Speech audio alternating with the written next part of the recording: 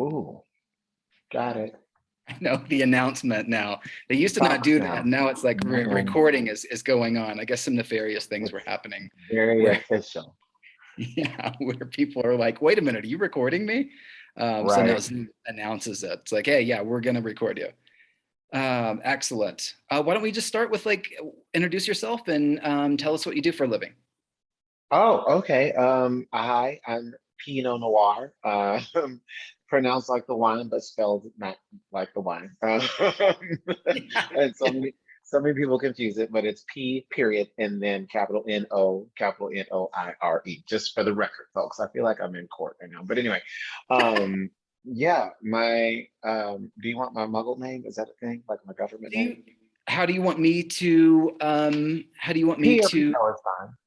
Pino?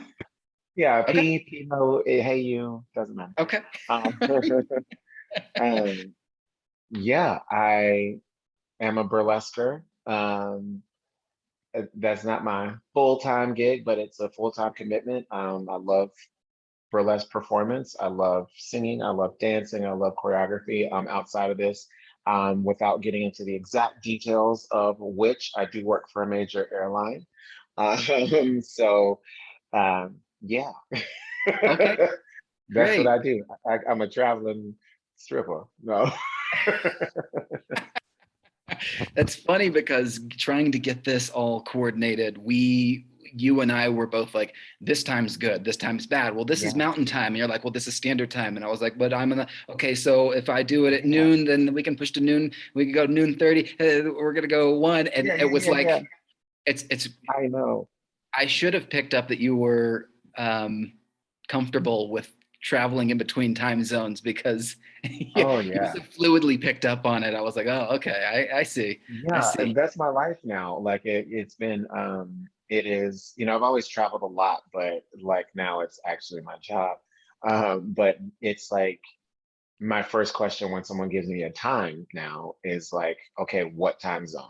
Or Yeah. I say, where are you? Because I Uh-huh. don't, I'm okay with doing the math myself. Most people aren't as quick about that as I am, but it's like, they're like, oh, hey, can we do something? Can we talk at like noon? I'm like, sure. Where are you? Yeah. Yeah, that helps Yeah. me. But I'll yeah, I'm often glad put we're it on me too. I'll often put it on the person where where I'll be like, oh, okay, 2 o'clock your time. And then I'll be doing the equations in my head or yeah, whatever. yeah. Yeah.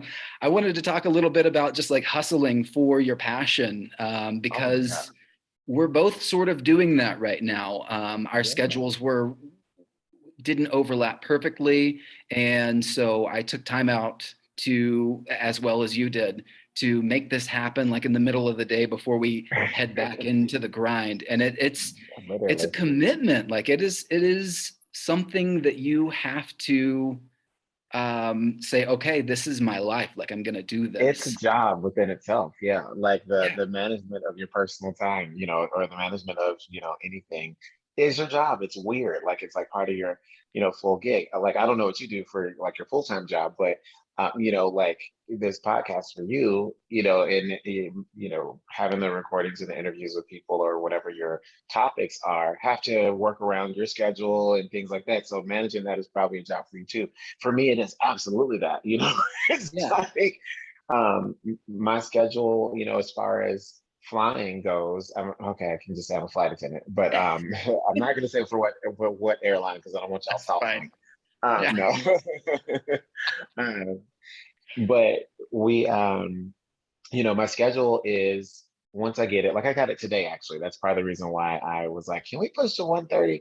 Because I Yeah. got my schedule and there's like this window of time where I can make like adjustments like that. And it's like a 15-minute window when the schedule's released. And so anyway, like even after that, my job is still kind of flexible. So it does allow me to move things around, swap with other flight attendants. It allows me to pick up work if I have open days or what have you.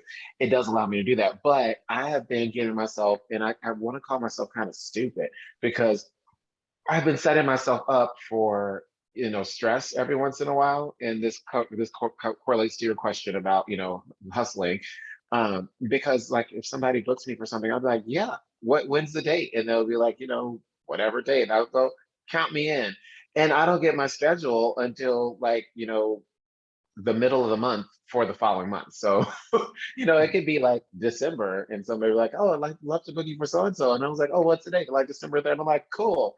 I don't know what the hell is happening. Like, I don't know until November 17th what my December is going to do. So then do all the moving and maneuvering and juggling to make it work because like you said, it's a passion. I love doing burlesque. I love being on stage. I love performing.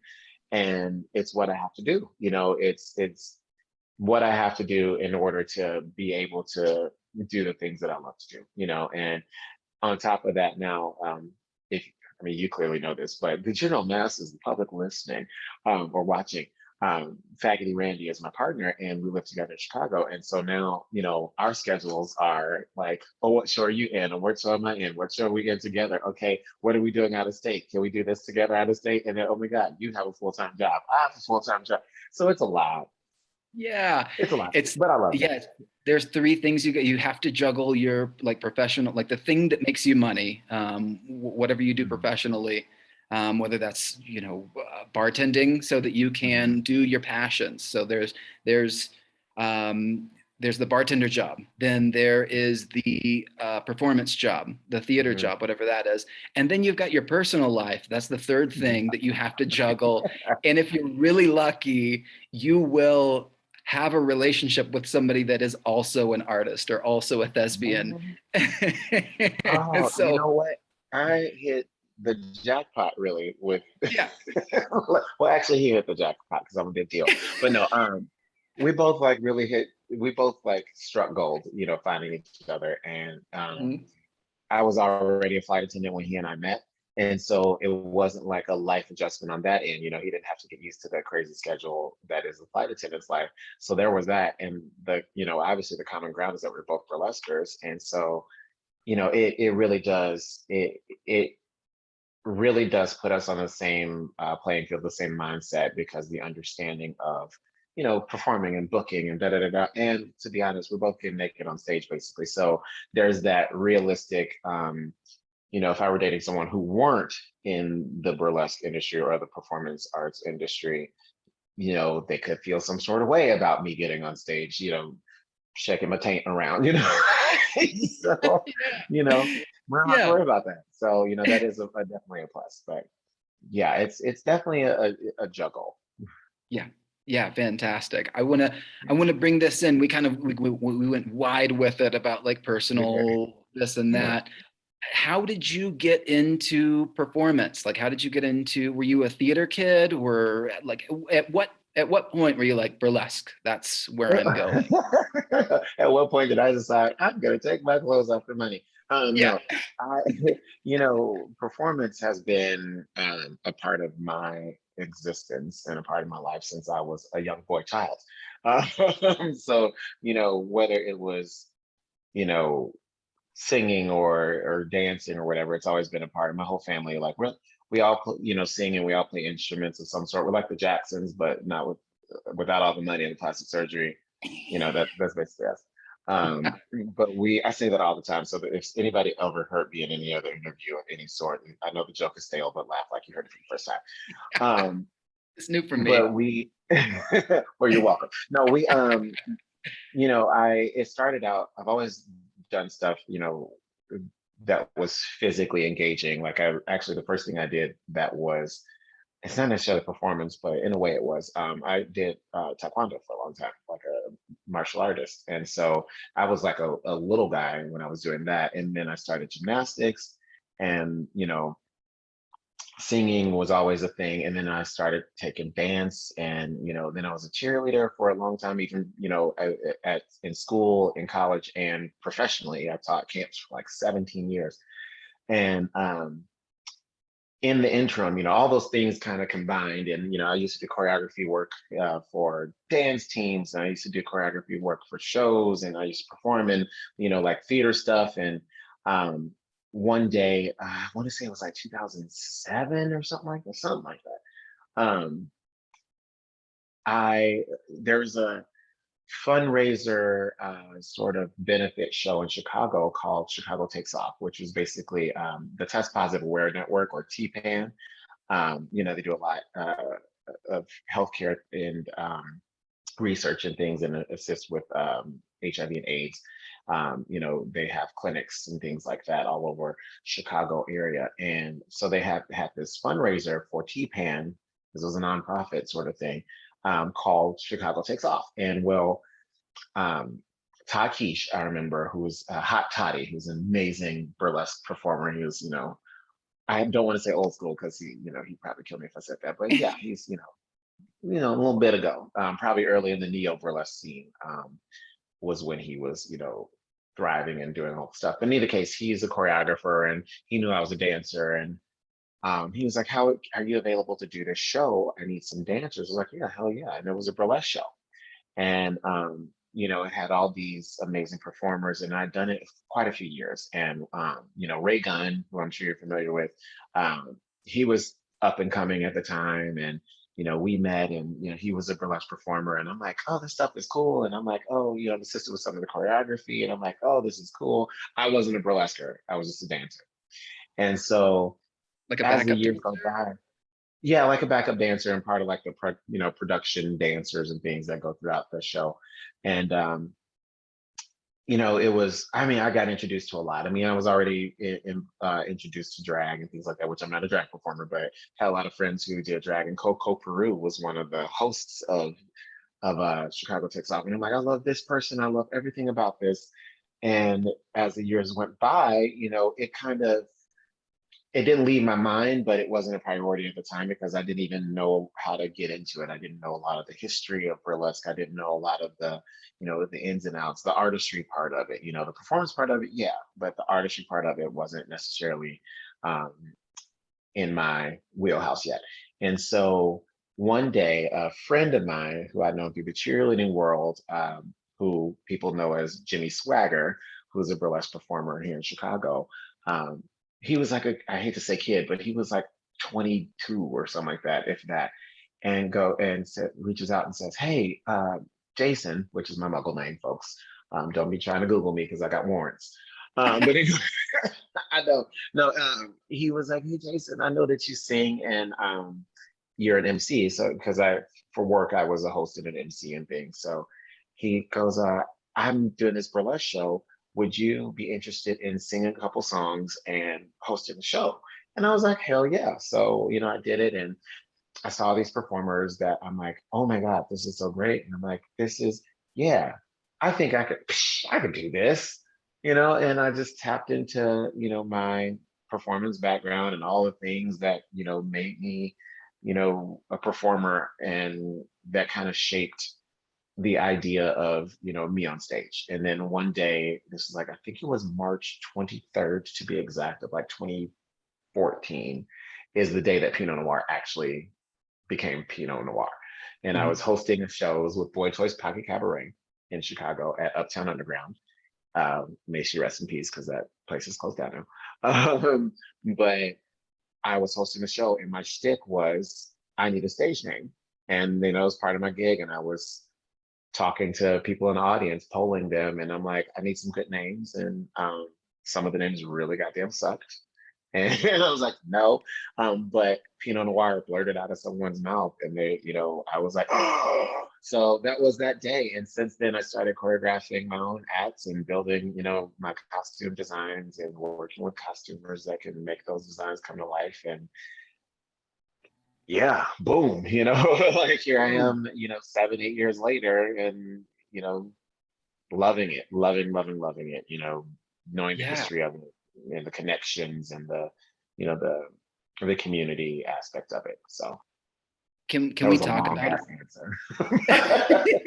That's what the podcast is all about, It's just Perfect. the secret of it is just me like wringing stories out of people. So Oh, well, don't you can ask don't me feel one question, you'll get my life story, so don't worry. bad. That's great. Those Hmm. are always the So, best interviews, the easiest interviews for me.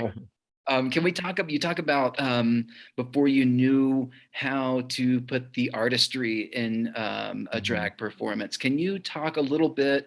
And please stop me if I go a little too far. I saw you. I had the pleasure of seeing you perform, and I felt like there were layers there, and I wanted you to, if you feel comfortable, maybe talk about. Um, the artistry or like maybe the story within the performance that I saw? Yeah. Or would you prefer for people to see you live and we can just talk about the artistry that in general that you put in your It can be both. Which act did you see? Yes. Yeah, that's Because right. I have like 12. No, Yeah. which Okay. one? I saw, okay, so I was at the Colorado Burlesque Festival. Okay, Um, so I know which one you saw. and okay, you do. Okay. And there was Gigantic afro. gigantic afro. And then there was another reveal behind Oh no, that. don't say that one. Don't say I will. that I one. will. Okay. Okay. So I'm just there's surprises in the act. I'll just leave it at that. There are, So yeah. um and So go ahead. no, what were you gonna? There was I more to was the just, question. I was just gonna say that your hair is larger than life, whatever you Oh come my out God. as. To say Oh it's a my big God. afro, So it's kind of like an it is understatement. huge. Yeah. It is gigantic. And so I'll say this. I'll kind of answer it, hit it from different angles, which I like to do. Anyway, that's a separate podcast. Um, Yeah. no, Yeah. yeah, I mean, we're all a little hoish, but anyway, Right. um, my thing was always, whether it was me choreographing for, a dance team or choreographing for, I used to be a dance teacher for a while. Whether any way, shape, I was, did cheerleading choreography for competition routines. My thing was creating a visual, creating an experience with layers that complement, each other, nothing competing with something else. You know what I mean? I use this analogy often, and if you're not involved in the cheerleading world, sorry, but if you are, you understand. Like if there's a pyramid going on in the middle of the floor, and then all of a sudden you have a random person tumbling across the side, that gives me too many things to try to focus on sometimes. You know what I mean? It's like, am I going to watch this person do this or am I going to watch this? And how can I make them complement each other? What can I do to make these dancers, highlight their individual skills, but at the same time look like a unit that is visually stimulating to watch. And that's always been how I go about, the choreography of, or, putting my acts together even. Sometimes it comes from different places. Sometimes I listen to a song and it's like, oh my God, it instantly, boom, boom, boom, boom, all the ideas start firing away. And then those ideas turn into the visual, of what I want the costume to do. Sometimes I have a costume in mind or a look in mind. And then it's like, I really want to create some sort of look, or I want to create an act based on this sort of aesthetic. And then boom, boom, boom, and sometimes that song might play that I didn't know was going to be for that look that I had in my mind.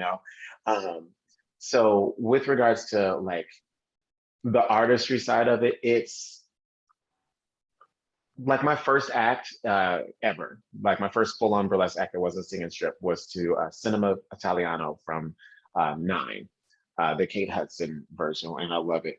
And it's a very bow, bow, bow, like it's very, it's upbeat, it's nonstop. And to date, I'm the most winded after doing that act than any other act I do. Like I am ready to die.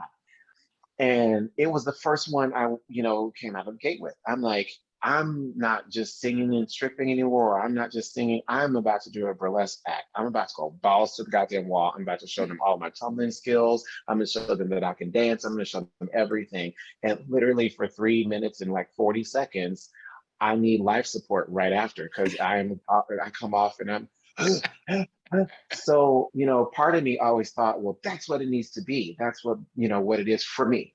But then where the artistry part comes in is how do I not necessarily top that? I mean, in my own head, I'm like, how do I top that? But not necessarily top that, but how do I stay true to what I want to present on stage or stay on brand with me, as P.No Noire, as a performer, but still give something fresh or give something different whenever I come on stage because it's inevitable that Pino's going to turn upside down. Like I'm going to do a backflip of some sort. I'm going to do some sort of skill that something acrobatic. But how do I make how do I do this in a slow burn? How do I do this in this sort of feel? And that's the part that I like to have fun with, and that kind of takes me to the gimmick, and that's what that act was that you saw. I'm like, I don't have to me, I didn't feel like I had an act that was like, this is the gimmick and this is like the moment. And um, the act that you saw at Colorado, the first one that you saw, or yeah, I guess there was just, I did too. There was one at the actual festival and then one at the brunch the next day. But the one at the festival it's a song called Fire, and it's by Mother's Finest, which is this 70s funk soul rock band, and they're all Black band, and like the fact that they do rock, it's an authentically rock and authentically soul and funk band, and they're Black. That's already like a thing, especially in the time. But the song made the act happen, and also it was partially inspired by a visual that I saw. The show Lovecraft Country on HBO, which was an amazing, stunning show. If you haven't, have you seen it? I haven't seen it. Oh my God, watch it. It is so many things at the same time, but it's such an enjoyable show. Well, there's a specific episode um, that the whole show kind of deals with, race relations. It was set in like the times of Tulsa and, well, post Tulsa, actually, it was, my brain isn't functioning right now. It was set like 30s, 40s, 50s, around that time. And a little bit, it kind of talks about race and talks about, a lot of things, but within it, it's also showing the sci-fi edge and the horror edge and all these things that the Black community are, we're nerds and tap, we love those things, but they're not presented that often in movies or in shows for us. So in either case, there's this one episode that really talked about this one character becoming herself, and she went into this whole interdimensional, thing, and she's like in defying space and time, and then at one point she's in this like random dimension being trained as a warrior. And this song was in like the fight sequence in this scene. And Randy and I are watching the show, and I just pop up and I'm like, oh, because the song was like killing me. And I'm like, yeah. And so, also in that same episode, she comes across this entity that's like in space, and there's this like big, majestic looking, like goddess of an alien Black creature, like woman with this giant afro, and it was just this psychedelic sort of like otherworldly sort of image. And I'm like, this song needs to happen, and it needs to happen for me on stage, and I need to celebrate, you know my Black ass and Blackness on stage, and also celebrate this big ass Black hair moment, and also have fun and just be goofy, but at the same time tap into those, inspirations that I got from the song and from the actual show. And that's how the act Fire, came to be. And it is just, I have fun on stage all the time, but sometimes I take myself too seriously. And this act, there's no possible way that I can. This afro is like, for folks that are Yeah. listening and or watching, when I tell you that, like, it touches both sides of the doorway when I walk through a door. Yeah. Like it's literally, I'm not exaggerating. The shit is like 3 feet wide almost. And it comes down to like the middle of my back, almost my ass cheeks. Um, Stetson Wilson out of Seattle, actually, I commissioned them to do the wig. And so they made a fantastic wig for me. It's probably like 17 wigs in one, but it's huge. And I'm like, it's part of the gag, it gets in my face and I pop it out of my face as part of the Yeah. music. And I just, and I'm like, I need some surprises, and I need some fun, and I need a moment where people are like, that's not what I expect out of P.No, but at the same time, that is totally P.No, Yeah. and that's how the acts happen, and that's kind of how, it happens with some of the inspiration and some of the, acts that I bring to the stage. It's like I hear a song, or I have a mode in my mind, or something, a look in my mind, and sometimes one or the other impacts the other. Or sometimes I hear a song and immediately I know what the lighting is going to look like. I know what the costume is going to look like. I know that at this moment in the song, this has to happen. And Fire had all of those moments, like the one reveal that I don't want to talk about for people that haven't seen it, but that one reveal was like it was built into the song. It's like, this has to happen right here.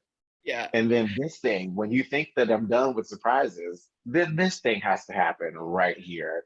And it's just, it just, it happened, and it really just kicked a different level of fun and enjoyment, for myself. And actually, secret, you don't know this, but that day that you saw me in Colorado, brace yourself. That was the first time I did that act on stage. No, are you serious? Yeah. Kudos, Yeah. good job. Yeah, Like, it wasn't necessarily for an accolade. It was more along the lines of because I'm a crazy person, and I was like, let's debut an act at a festival. So yeah, that's amazing. That's really, really good. oh, man. Okay, so the amount of physical theater that's performed, obviously you're sweating, but I was sweating afterwards. Oh Like my I was God. like, oh shit. Oh my God. And let's not, Shannon and Kitty, Shantastic and Kitty, Kitty Crimson, they were amazing. And kudos to them again. They put on an amazing production. They took care of us a lot. And we know that the parameters of COVID and all that affected the location. We were outside. And my dumb ass, this costume is like stretch velvet. It's like a cape that's like ankle length, and this gigantic wig. I was hot as hell because we were Hell yeah. outside. And Oh, then there's, pasties that you want to keep on, and you want to fly. There I was hot. You were sweating. Well, my sweat was sweating. So just think about yeah. that. Yeah, you're taking, and it's so great to hear the backstory that you're taking all of this different art, whether it's like cinematography, Yeah. musical art, and then your physical performance, and just melding them all together. It really, it comes out in your performance. So hats off Thank to you. you. Thank you so much. Um, do you have any advice for like a young burlesque performer that maybe is just getting in to I sure burlesque? do. I sure Okay, do. yeah, It's not easy. The first it's thing not. is it's not easy. That's the first thing. And um, performing is easy. Being an artist is not. Or having artistry is not easy. And a lot of people, um, anyone can get on stage and sing a song. You know what I mean? And we've heard it, and there are people that can get through the alphabet song and it sounds beautiful. But then there's people that can really captivate you with singing something as simple as the alphabet song. You know what I mean? There's a difference between a singer, or a person who can sing, and a singer. You know what I mean? I put that, that's not to disrespect anyone's raw talent. That's not to say that you shouldn't be able to tap into that raw talent and hone it. It's it's knowing that you haven't arrived. You know what I mean? Even if you're amazing and great, if you can scale a wall like Spider-Man, you know what I mean? And you're the first person to be able to do that, guess what? At some point, somebody else is going to be able to scale a wall like Spider-Man. And that doesn't necessarily, yeah, it's a skill that you've acquired that not many people do, but that doesn't mean that you have arrived. You know what I mean? If I could give that one bit of advice, it would be know that there's never a point that you have arrived. And it doesn't mean that you aren't great, and that you won't be great, and that you won't be revered, and people won't, see you as an inspiration or an icon, but just know that even in that, um, we all have our Tiggers and dirty martinis, and we all have those people that are just amazing. But what makes them more amazing is that they're human. You know what I mean? They haven't arrived. If you get to that point, where nervous energy doesn't exist for you when you're getting on stage, and not just necessarily nervous energy, but when that adrenaline, that point right before nervousness or nerves turns into adrenaline, if you don't have that point, in your performance, then something's not right there. You know what I mean? And I don't care if you're in front of 10 people or in front of 10,000 people, that should be there, all the time. And I think that correlates itself to that passion that we were speaking about. If you are still passionate about it, you are going to care, you are going to feel it. It's going to physically manifest itself and emotionally manifest itself. Um, that should be pretty much every time you get on stage, every time. And if that's missing, I feel like somewhere in there you might have thought that you arrived. And and not to say that I haven't myself gotten to a place and been like, I got this, I can do this, whatever, you know. It only had to take one time for me to realize, oh, oh, you might be the cat's meow, but you are not the shit. You know what I Uh-huh. mean? And that was, and nobody, I've never really talked to anybody about a specific situation or anything like that. And I don't know if people would be the wiser, but the best thing about, being an artist, a performer and someone who has that passion is being able to check yourself. You know what I mean? Check yourself, check in, surround yourself with people that will, both support you and also check you, you know what I mean, in a healthy way, because that'll also lend itself to preventing that I've arrived mentality. It's not easy. Yes, put in work. It is a hustle, like we talked about before. There's several little nuggets of advice, but it is a hustle, like we talked about. It's not just gonna, just because you have that one amazing performance doesn't mean that you're going to just instantly get booked and I'm going to be everywhere and some people think that it works like that and it doesn't, Yeah. and also some people think that a sparkly costume in thousands of dollars spent on your look or whatever means that you're a good performer. It doesn't necessarily mean that, and that's not to shade anybody that has the most amazing costumes and sparkles and all that. I have some gaudy costumes. I mean, clearly we talk about a giant afro wig, but it's those things don't necessarily make you a great performer or make you an artist. You might look stunning, and vice versa. You might not be a great performer, and that's fine. But know that there's always room for growth anywhere you are in that spectrum, whether you lack in the finance department or whatever, you lack in the design department and you can't really build a look that's amazing, and you're a brilliant performer, you know what I mean? It's like, well, what do I do here? How do I harness this? How do I cultivate it rather? What do I do? Do I make a bunch of acts that are, you know, amazing acts and then they lack on the costume department? Or do I focus on building that act and making it better and better and more comfortable and then slowly getting into making it aesthetically what I need it to be? Those are the gives and takes that a lot of people don't really consider or think about, that comes hand in hand with being a performer. So I will say definitely you haven't arrived is never that should there be a point where you feel like you've arrived would probably be the best the short version of that answer. Like, you've never arrived. There's always room for growth, and whether that's the aesthetic of your performance or whether that's your artistry, outside of just how it looks, like there's always room for growth and there's always room for inspiration. Mhm. Yeah, that's beautiful. I love that you touched on also like the adrenaline aspect of there should be a little bit of that. Like whenever you get on stage, you should feel that. And not to say that you can't get to a point where you're comfortable getting on Mm-hmm. stage, but you should feel a little fire of like, I'm in my element. I'm a true Yeah, performer. I've got something that I need to absolutely. show and share with people. Um, 100%. yeah, I feel a little bit of that. I've gotten to a point where it's like, yeah, I don't know, I can kind of get up here and sing and dance, Yeah. for lack of a better term. And I've gotten where I can feel a little more comfortable, where it's less of a nervous thing, and now the Mm-hmm. adrenaline more of a this is it. This is your Mm-hmm. time to get up there and do your thing. That Yeah. really spoke to me when you were talking about that. Let me tell you, That's I've never not been a confident person. Mhm. I'm confident. I really, I'm comfortable in saying that I'm a confident person.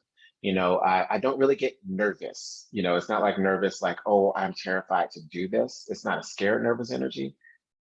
But even on my most confident days, even that act that I talked to you about earlier, my first act, I could do that act in my sleep.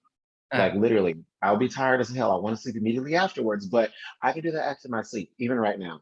And still, when I get on stage, every time I do it, it's that adrenaline and that nervous energy that is in there, not because I'm not confident in my performance ability, but it's I need to make sure that I'm doing, I'm presenting the best me that the audience can connect with, the best me that the audience can see. Um, they're not necessarily going to make, actually Tigger says this often, the audience isn't going to make you a better performer, you know what I mean? But you shouldn't discount their experience by not giving 100%. You know what I mean? And that's the thing. Like I feel I take, there's high stakes in me getting on that stage and doing what I'm doing. It's like I love this and I have to show that I love it. And I don't want you to question for a minute that I don't. You know what I mean? So that's where that nervous energy comes in, you know. Yeah. We took a good look at like your performance and burlesque as a whole. I want to get to know you just a little bit before we move on to the next segment. So can I ask Yeah, you a few like personal questions? absolutely. And they're just like kind of for fun. Do you believe in ghosts at all? um, Have you ever had an yeah, experience sure. with a ghost? Yeah, Oh yeah. I'm kind of in the same boat where it's like I don't not believe in ghosts, but Right. I've never personally had an experience where one has come to see me. So Yeah, so yeah, sure. Yeah, okay. sure. I'm not yeah, I would say so. I mean, I've had an experience or two Have where you? it's like, oh yeah, where I don't really necessarily question what happened because, it's like, all right, well, this is what I get from it.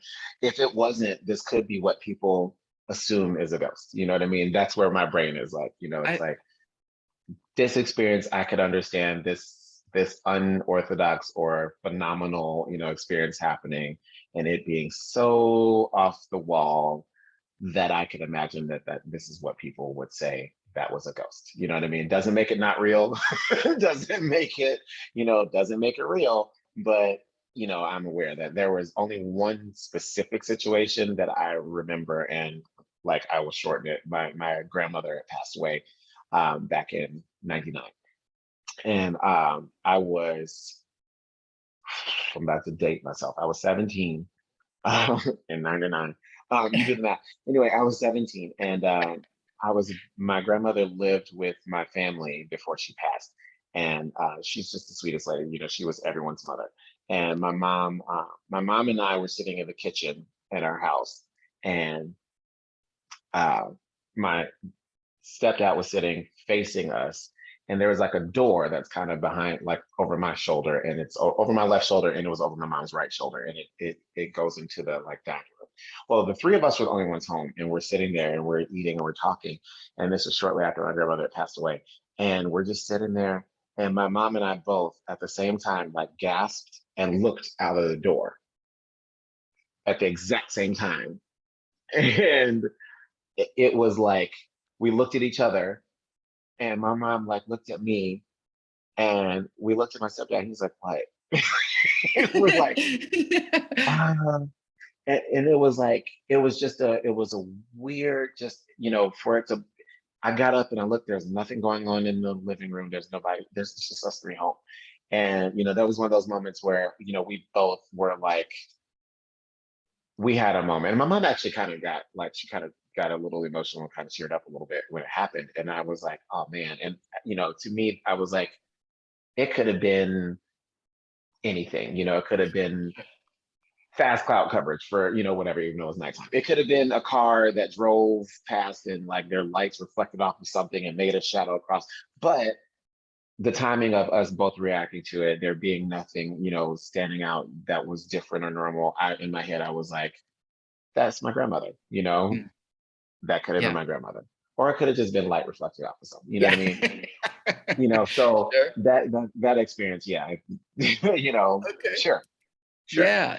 Can you recall a time when somebody has like taken up for you for the first time, or a time that was like maybe really memorable for you, where someone stood up Uh, and went to bat for you that you weren't expecting? I I I don't know, honestly. Okay. And I the see. reason why, I am definitely the person. I'm very verbal and very vocal, You're the person that's taking and up for the people. pretty much like not to say that I haven't, that I don't appreciate, support, and not to say that, I'm, a hero by any means, but I'm definitely the person that will, I'm gonna speak for myself, Yeah. before anybody gets the opportunity to. And I thank my mom for that. Mhm. But also I'm definitely the person that will be like, no, I'll be like, Yeah, no, like we're that's not saying that. We're not doing that. no, we're not, what we're not doing is that, I'm the Ah, person that will definitely speak up for somebody else, especially in a situation where, you know, it's uncomfortable, or that the person that is feeling, uncomfortable or what have you, if you know that they're not in a space where they are comfortable with speaking up or taking action on it. I'm not a, oh, well, this wasn't okay 3 weeks ago person. I'm a, this shit isn't okay right now person. So we're gonna handle it right yeah. now. So Yeah, a lot of um, these instances where you're taking up for someone is sometimes it yeah, happens when that person's not around. So it's an absolutely. appropriate answer to be like, I don't know, somebody probably did at some I'm point. Yeah, maybe I'm sure that someone has spoken positively on my behalf. yeah. Okay, okay. Um, I don't have to get into the details of it because it's long-winded, but there was I got some unwarranted feedback once about an act that I did. And there was a person who reached out to me to basically sugarcoat how they felt about a performance that I did. And sure, everyone has an opinion, everyone has, whatever. Um, I like to make sure that I do research on the things that I put on stage. I like to make sure that I'm not appropriating anything. I like to make sure that I'm not being disrespectful to anyone. And I pride myself on that. And even, in this point, so I was confident in my choice as a performer at the time. But this person reached out to me and had some choice comments. And I, of course, had some choice responses because I'm like, that's great. But here's what you're not going to do. But in either case, that situation was separate from, and this is social media, and I hate it because I'm not a social media person. Um, that situation was separate. Like weeks later, I actually commented or made a post within a group that I'm in, just kind of speaking on some of the hate speech that I, witnessed, or some of the, you know, burlesque is obviously, it's a fun and wonderful, community to be a part of, but every community has its drama. And I was just basically speaking about how I don't do the drama. I'm theatrical. I'm not dramatic. So, I'm like, yo, if this is what this is, then I'm not really interested. But if I'm hearing this hate speech, da da da da da. And apparently that person that I spoke to weeks prior thought that it was like a vague calling out of them. And they decided to comment there and then made it a thing. And I'm like, yo, and before I could do anything, there was like Shimmy LaRue, who I love, Shimmy LaRue out of Chicago, was like, no, so I think maybe that, there Shut was it other down. people that were like, no, no, I think, when it came to, if I could use one example, it would have been a social media, commentary discourse that where a bunch of people were like, no, this isn't it. And so, that felt great because, obviously when it comes to opinions and it comes to perspectives, even, and we know this now, and we're definitely aware of this over the past 5 or 6 years. But when it comes to conversations involving perspective and opinions, even if you know that you are being respectful of somebody else's opinion or a perspective, there's still a point in yourself where you're like, I want to make sure that with all this conviction that I'm using and presenting how I feel about this, that it's not disrespectful or that it's not wrong. And having those people come in and be like, supporting me in that way it felt great, to know it was a reassurance that I wasn't being an idiot, as much of an idiot as this other person was. So yeah, I would say that's probably the one example, but otherwise I'm like, no. And even still, even that example, I had already told that person, like, you're stupid. Yeah. So, but yeah. P, we're at a point where in the podcast where I like to kind of step away from the podium, and if there is a public service announcement that you want to All talk right. about, this is a good time for it. And if not, you can pass it back to me, and we'll just keep on rolling. Um, I yeah, I do. I am very vocal about a lot of things, and one of the things that I'm most passionate about, and this is involved in any community, be it performance community, be it day-to-day life, be it whatever, your professional career. And I mentioned it a moment ago when I was talking about respecting, perspectives. Um, it's just that, everyone's situation and everyone's experience in life is different. Everyone's situation and everyone's experience in life is different. It is inappropriate, it is wrong, and it is hurtful to disrespect anyone's perspective, you know. Um, and I speak about, when I say that, I mean about marginalized groups. Um, you know, in any community, there can be disparities, in with marginalized people, and I hate to use the term race card, but oftentimes when people speak on things, if there's a conversation about anything and the subject of race comes up, it's up, they're pulling a race card. It's not a card. You know what I mean? It is literally, it's an important conversation, and it's necessary, to keep everyone's perspective and everyone's life experience respected in every conversation, in every realm. And whether it's, like I said, burlesque, whether it's your professional career, whether it's politics, Lord Jesus, respecting those perspectives and respecting those people is important. Inclusivity is important, and it shouldn't be for the sake of checking boxes. It should be for the sake of, that's how our society should manage itself. It should be diverse, it should be inclusive, it should be respectful. You know, it's like it's one of those, you shouldn't have done this to me, No, like, I'm it's sorry. emotional. No, No, I'm but with you. I feel like the more diverse you can make anything, whether that is a show, whether that is a cuisine, a dish, it doesn't matter what it is. The more diverse you can make it, the better end result. I mean, look at the purebred absolutely. dogs, for instance. To Oh take like the yeah. simplest thing, the Hmm. best the best end result is a diverse breed of dog. Yeah, If you've got and I apologize for using such a I get simplistic, it. you know I what I'm get it. saying? Some of my favorite cuisines are not from anywhere around here, Yeah, and yeah. that's what makes you a better chef. That's what makes It you a more it well-traveled person. goes back to what I was saying earlier when I said you haven't arrived. Mhm. Um, how do you grow? You know what I mean? Without Yep. experiencing diversity.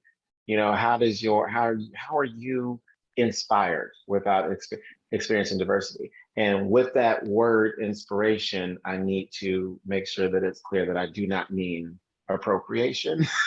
I very Yeah. strongly mean inspiration. And again, respecting whatever you're inspired by doing your due diligence and knowing what's appropriate and knowing what's not appropriate and knowing what is appropriation, like things like that. How can you be inspired to grow? How can you grow without having that diversity, without having those experiences of, being in, going into a place that you're not familiar with, and either learning something or just experiencing it. You know what I mean? Just Right. because if we all sat and ate the same thing every day, or if we all sat and did the same thing every day, if we, you know, that doesn't make for any sort of progress. And No. that's where we should be across the board, and especially in the arts, the arts alone, be it burlesque, be it whatever sort of arts, the arts alone are such a strong, important,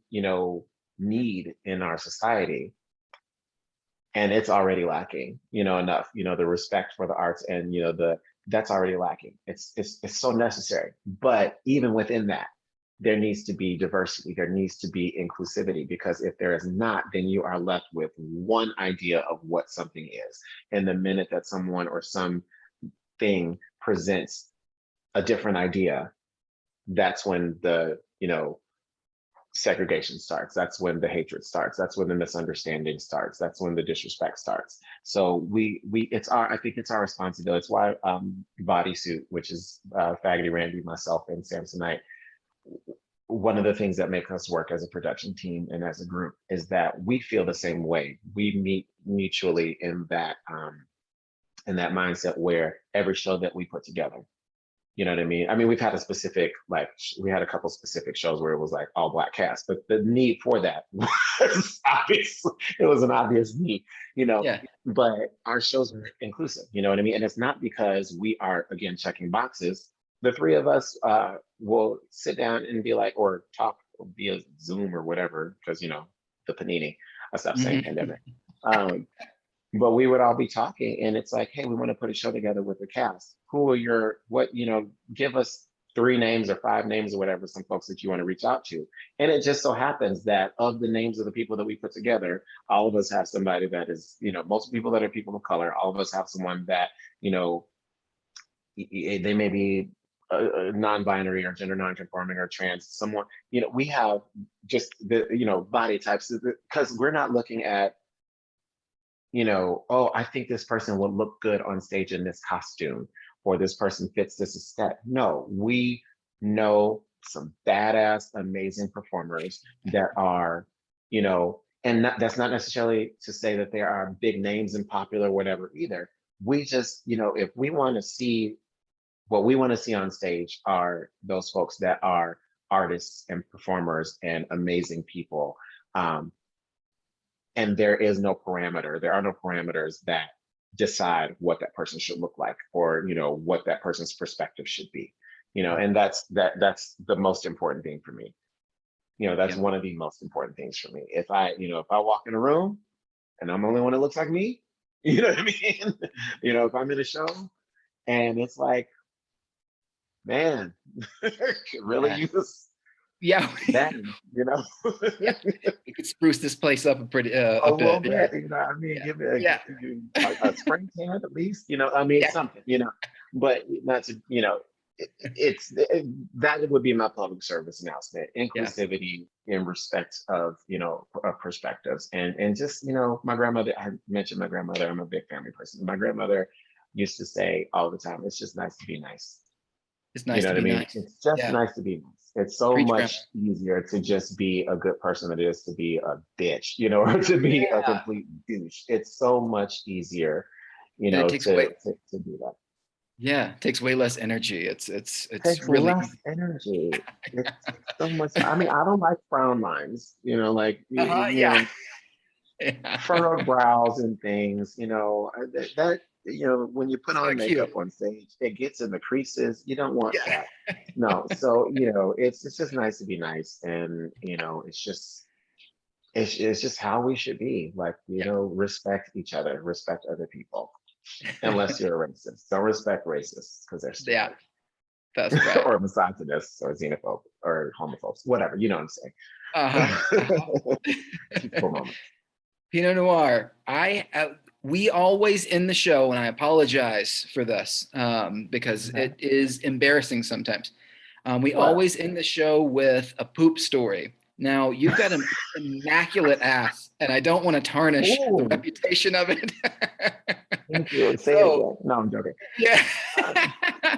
Um, If you want to how do you really surpass the feel poop about it? story, we can. But No, if there's ever a time where maybe you had a poop story, it doesn't even have to be your own, that you want to share, this is the time to do it. If not, that's fine too, because I respect. oh my God. A poop story. Okay. Well, uh, It's just a lighthearted way to kind of end the podcast. The I my shit. haven't had my shitty part. Yeah. I, well, there have been some breaches, Yeah, yeah, close but calls. not, but there have been some perimeter breaches. Ugh. But there have never, fortunately, I have not had like a complete, like, what a moment. However, I will say this. My I have an uncle who's passed some years ago, and I have a very old family, by the way. So just so you know, all these people that are dying is because they were like 70 and 80. Um, but I have an uncle who passed a long time ago, and he had two very important rules for specifically men and over getting close to 40 or over 40. Rule one was don't waste an erection, which is problematic. Problematic, but he didn't say that you didn't have that you couldn't handle it yourself. But Uh-huh. don't waste an erection, and the other one was don't trust the fart. Um, That's really good advice. oh my God. I have had a dry. So okay, there was a poop story. Red Bull. Oh, yeah. So Red Bull doesn't give me wings. Uh-huh. It in fact gives me the shits. Yeah. Yeah. So when Red Bull first came out, it was on like early 2000s or something like that. I got done working at camp, a cheerleading camp, and we had this thing called Camp Crash. And it's where basically all that adrenaline and excitement over the 5 days that you were doing all the stuff with camp, and you're working with friends, and you da da da da da, and then the day that the camp ends, you have to drive home.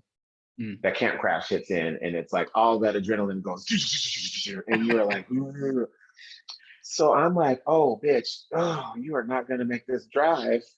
You need to wake up. So I'm like, let me stop for gas and I'm going to try this new Red Bull stuff. Uh-huh. And Yeah. so I, um, I went into this gas station and I was very quick because it was in like somewhere in like rural Missouri. So I definitely wanted to be fast. And so I go in there and I get like the big can of it. And I'm like, all right, well, okay, cool. So I get this can and I'm like, bam, and I chug it and I start driving. Well, I stayed awake, but it wasn't because of the caffeine. It was because of the fear of shitting my pants and shitting all over my car. And I keep a very immaculate car for my immaculate ass. So, but Uh-huh. I keep a clean car.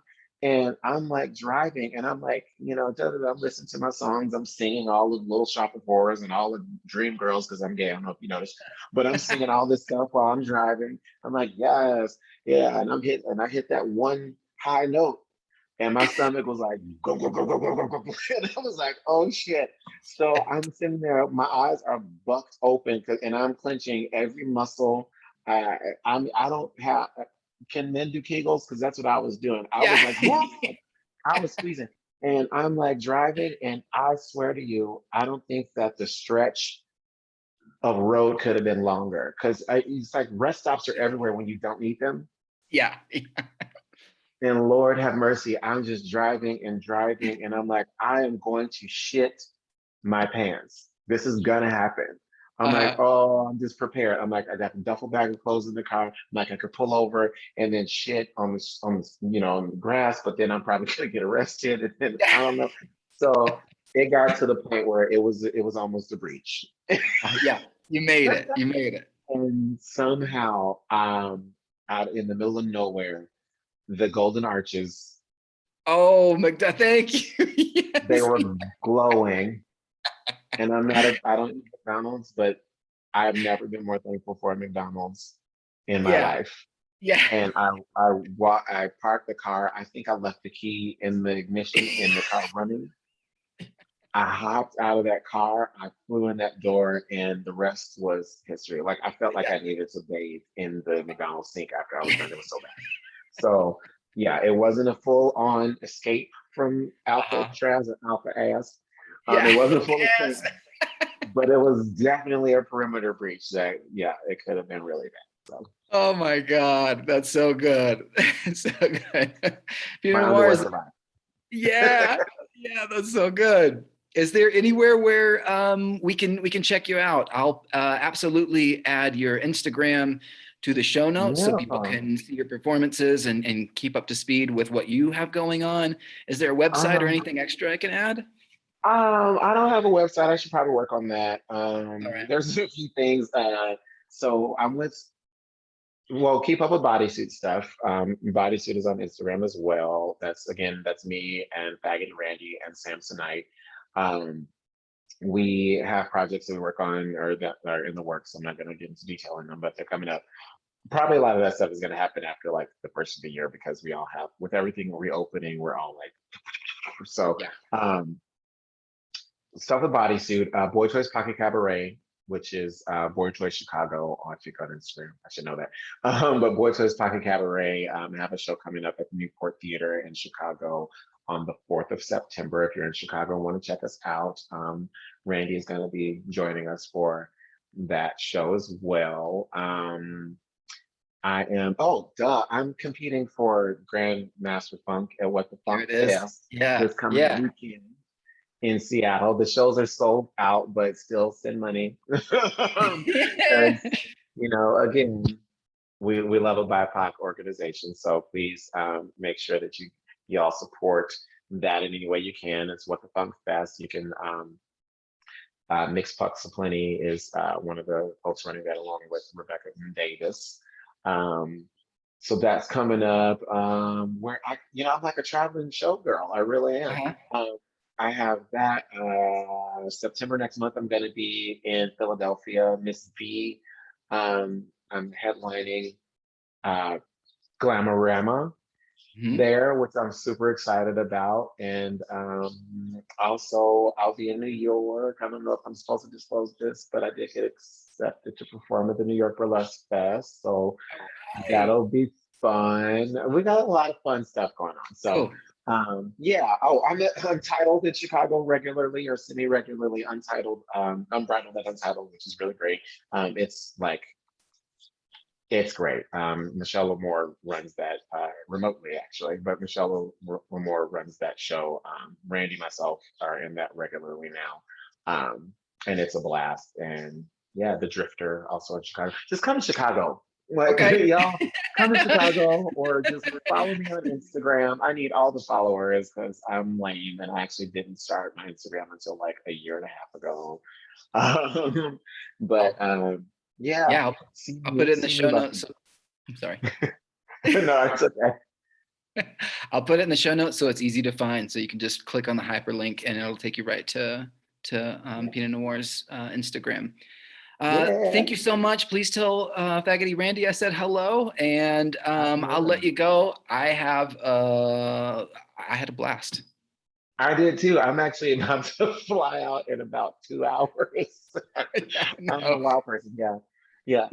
Gonna be flying to friendly skies. One little thing for everybody, really quick, before I leave. This is outside of burlesque. Folks, this is a little nugget of advice for folks that are traveling via air. On behalf of every flight attendant for every airline across the United States and beyond, please just be kind. Come prepared, bring snacks, or download a show, bring your own headphones. We can provide them and all of that. Please be kind and just try to plan to be self-sufficient in the air. There's a lot of stuff going on, and our job is to keep people safe, but our job is also to be respected too. So just keep that in mind. Be respectful, wear a mask. It is a federal mandate until further notice. Put it over your face. And let's stay healthy and enjoy life. That's right. That's right. You heard it here first, folks. Play us out, Shity Ukulele.